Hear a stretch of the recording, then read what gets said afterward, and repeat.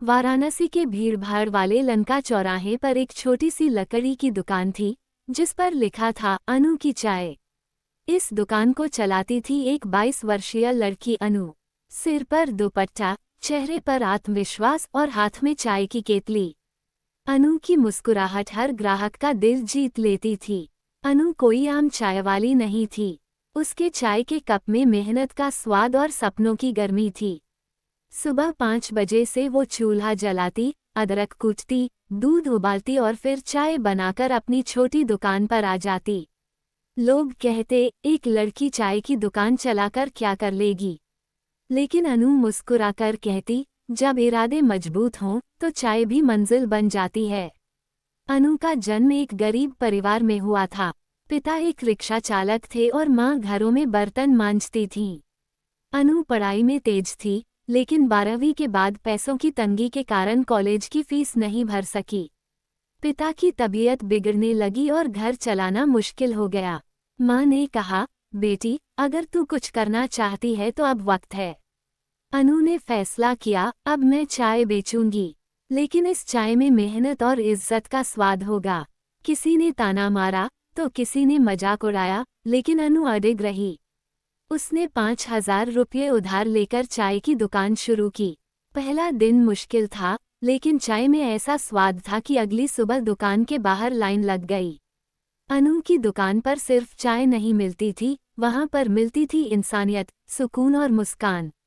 कुछ कॉलेज के लड़के लड़कियां तो अब अपनी किताबें लेकर वहीं आ बैठते थे। एक बुजुर्ग दंपत्ति रोज अनु के हाथ की बिना शक्कर वाली चाय पीने आते थे। एक रिक्शावाला रोज कहता, अनु, तेरी चाय पीकर शरीर में जान आ जाती है। एक दिन एक लड़का आया, नाम था विवेक। वह एक स्थानीय पत्रकार था। उसने अनु की चाय पी और बोला, तुम्हारी चाय में जादू है और तुम्हारी कहानी में आग।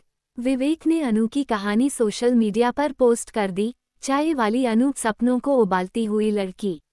अगले ही दिन अनु की दुकान पर कैमरे, माइक और रिपोर्टर आ गए। सब एक ही सवाल पूछते, अनु, तुमने ये सब कैसे किया? अनु बस मुस्कराकर कहती, गरीबी ने जो चाय पिलाई है, वही अब मैं लोगों को पिलाती हूँ। अनु की दुकान मशहूर हो गई। अनु की चाय अब एक ब्रांड बनने लगी। शहर के बड़े बड़े ऑफिसर्स, प्रोफेसर, यूट्यूबर्स सब उसकी दुकान पर आने लगे। कुछ महीने में ही अनु ने अपनी दुकान को टीन की छत और नीली टाइल्स से सजा दिया। अब वहाँ बैठने के लिए बेंच और टेबल भी थे।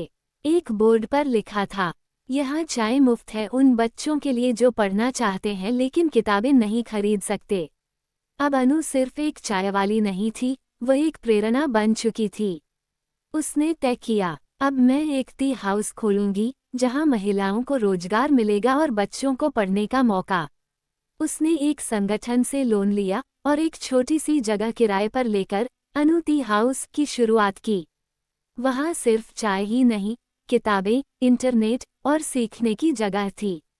अनु ने 10 लड़कियों को चाय बनाना, पैसे का हिसाब रखना और ग्राहकों से बात करना सिखाया। एक बोर्ड पर लिखा था, हम सिर्फ चाय नहीं, आत्मनिर्भरता बेचते हैं। एक दिन अनु को टेडेक्स में बोलने का मौका मिला। स्टेज पर खड़ी अनु ने कहा, मैं चाय वाली हूँ, लेकिन मेरे हाथों में चाय से ज्यादा सपने हैं।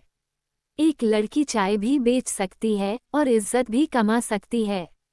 ताली बजती रही, कुछ देर तक रुकने का नाम ही नहीं ले रही थी। अब अनु की चाय सिर्फ वाराणसी में नहीं, बल्कि लखनऊ, पटना और इलाहाबाद तक फैल गई थी।